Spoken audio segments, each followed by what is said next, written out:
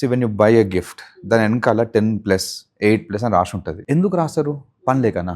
కాదు కదా. What that means is ఈ టాయ్ 10-year-old కిడ్ అయితే బెస్ట్ గా వాడతాడు. యూ ఇన్స్టెడ్ ఆఫ్ దాట్ నువ్వు ఒక 6-year-old కి వానికి ఫస్ట్ ఆఫ్ ఆల్ యూజ్ చేయడం రాదు. 10-year-old is driving a car. అది ఏ ఎక్స్టెంట్ వరకు ప్యాంపరింగ్ వెళ్తుందో నాకు అర్థం అవుతలేదు. ఫుల్ బిజీ ట్రాఫిక్ ఉంది, they are driving a car. Pampering కావచ్చు, ఏమైతుంది చూసుకుందాంలే అన్నట్టు ఉండొచ్చు.